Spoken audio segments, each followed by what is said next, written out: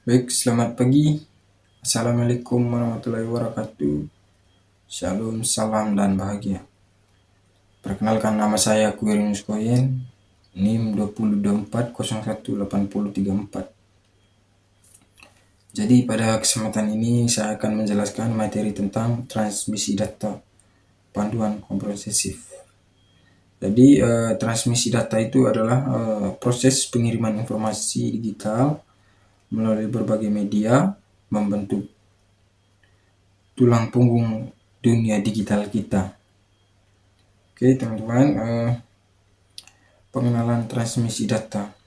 Jadi transmisi data itu memungkinkan komunikasi, berbagai informasi, dan akses berbagai layanan yang melibatkan pengiriman data melalui saluran komunikasi seperti kabel, gelombang radio, atau satelit. Jadi jenis-jenis transmisi data itu yang pertama transmisi data analog. Jadi transmisi data analog ini menggunakan gelombang kontinu untuk mewakili data seperti sinyal audio atau video. Yang kedua itu transmisi data unidirectional, yaitu di mana data yang mengalir dalam satu arah saja seperti siaran radio atau televisi. Yang ketiga transmisi data digital,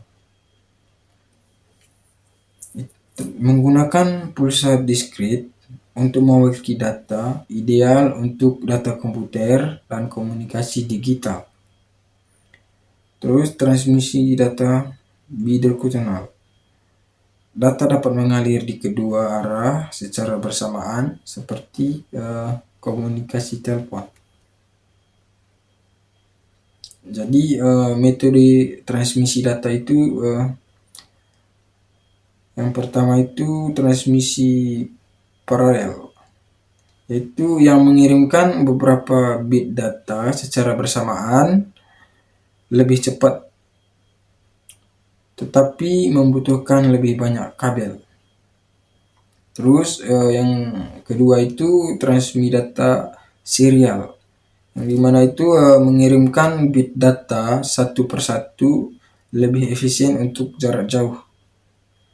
Yang ketiga transmisi data asinkron. Transmisi data asinkron ini tidak membutuhkan call yang sinkron di pengiriman dan penerima, cocok untuk data tidak teratur. Yang keempat itu transmisi sinkron. Transmisi sinkron ini membutuhkan colok yang disinkron di pengiriman dan penerima, ideal untuk data yang teratur.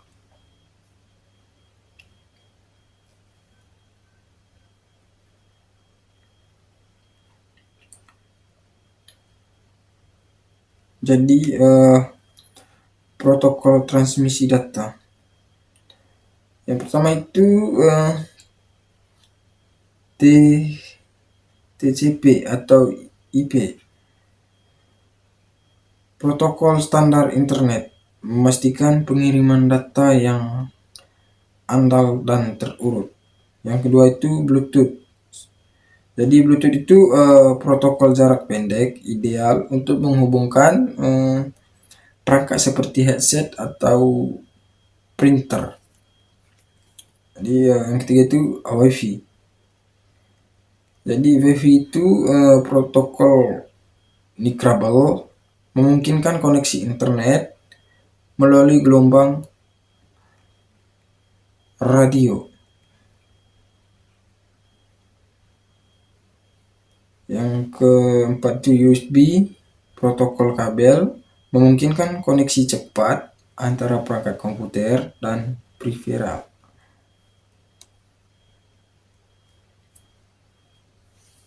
Oke, keamanan transmisi data. Jadi keamanan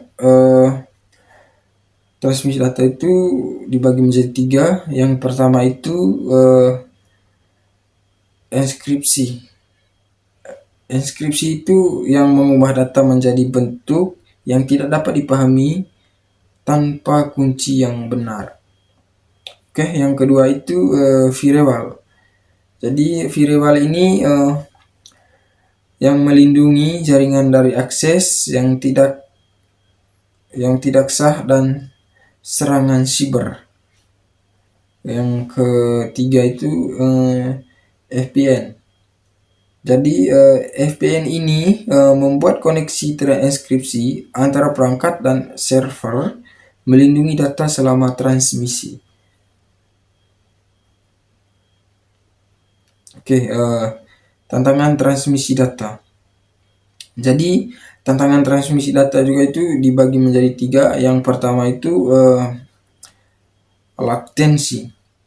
Jadi latensi ini waktu tunda dalam pengiriman data memengaruhi kecepatan respon dan kinerja. Jadi yang kedua kehilangan data. Jadi data hilang itu selama transmisi karena gangguan atau kesalahan teknis. Jadi yang ketiga keamanan. Keamanan ini risiko pencurian data atau serangan siber selama transmisi.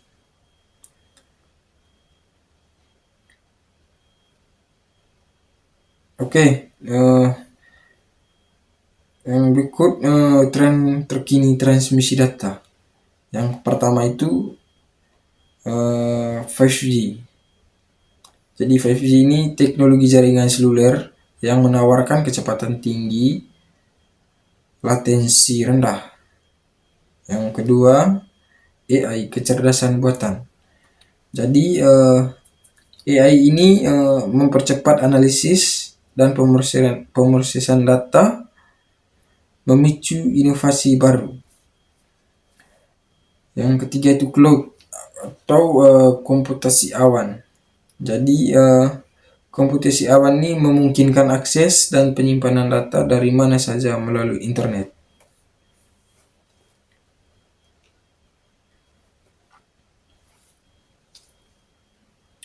Aplikasi transmisi data. Oke, jadi ini ada 3 contoh aplikasi transmisi data.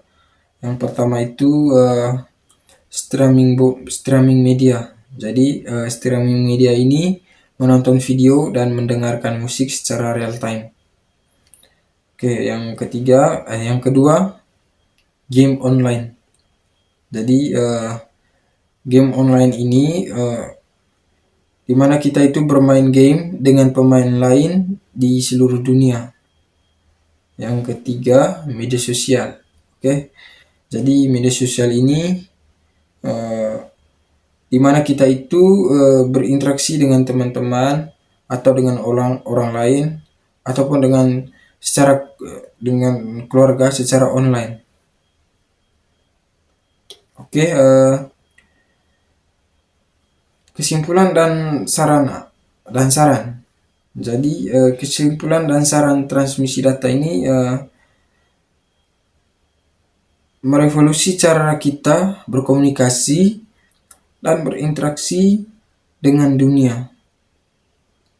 Jadi kita harus memahami konsep-konsep dan tren terkini dalam transmisi data, sangat penting untuk memaksimalkan potensi teknologi ini.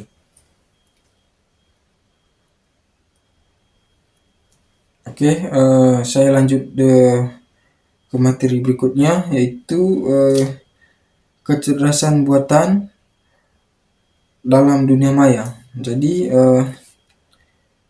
kecerdasan buatan dalam dunia maya itu seperti kecerdasan buatan AI telah menjadi kekuatan yang mengubah dunia, merubah berbagai aspek kehidupan, dari perangkat yang kita gunakan hingga cara kita berinteraksi dengan dunia sekitar kita.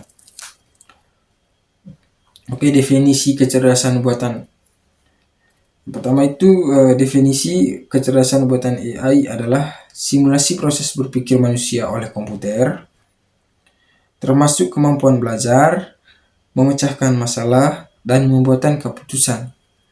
Jadi tujuan definisi kecerdasan buatan ini yang itu menciptakan sistem yang dapat memahami, belajar, dan bertindak seperti manusia, bahkan melebihi manusia dalam beberapa aspek. Jadi perkembangan kecerdasan buatan. Jadi pada tahun 1950 itu konsep awal AI dan pengembangan program komputer itu sederhana. Pada tahun 1980 munculnya sistem pakar dan pengembangan jaringan saraf tiruan. Tahun 2010 kemajuan pesat dalam pembelajaran mesin, deep learning, dan aplikasi AI di berbagai bidang. Oke, manfaat kecerdasan buatan. Yang pertama itu contohnya otomatisasi. Jadi AI dapat mengoptimisasi tugas-tugas berulang, meningkatkan efisiensi dan produktivitas. Yang kedua itu inovasi. Inovasi itu mendorong dalam berbagai bidang seperti kesehatan, energi, dan transportasi. Yang ketiga itu personalisasi. Jadi AI itu dapat mempelajari preferensi pengguna dan memberikan pengalaman yang dipersonalisasi.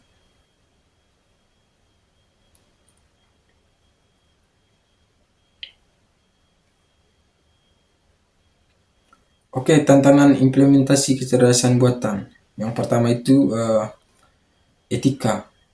Itu di mana pernyataan tentang bias, keadilan, dan tanggung jawab dalam pengembangan dan penggunaan AI. Yang kedua itu privasi. Privasi pentingnya melindungi data pribadi dan termasuk penggunanya secara bertanggung jawab. Yang ketiga, keamanan. Jadi keamanan itu mencegah manipulasi,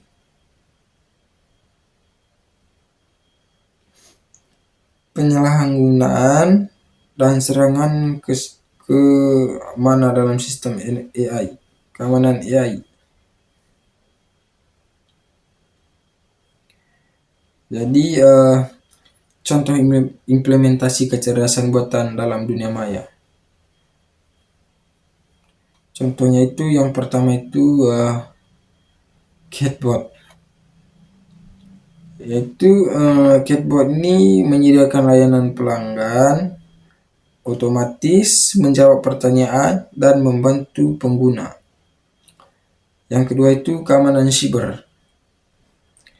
Jadi keamanan siber ini mendeteksi dan mencegah serangan siber, melindungi data dan sistem. Oke, yang ketiga itu sistem rekomendasi, yang dimana memberikan saran produk dan konten yang sesuai dengan preferensi pengguna.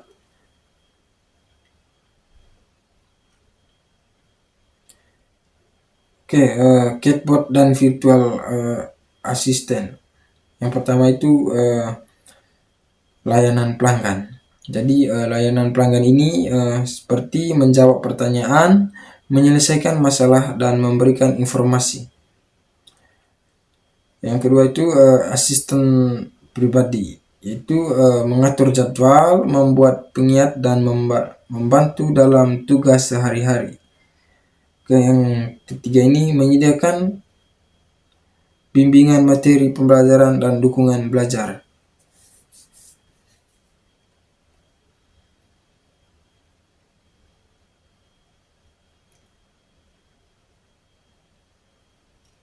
Jadi sistem rekomendasi dalam e-commerce, konversi,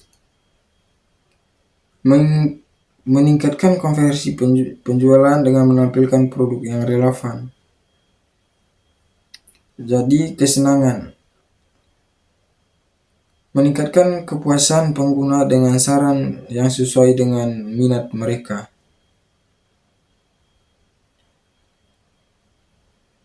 Oke,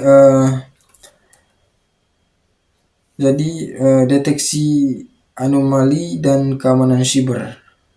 Jadi anomali itu mendeteksi aktivitas yang tidak biasa dapat dipotensi ancaman dalam sistem.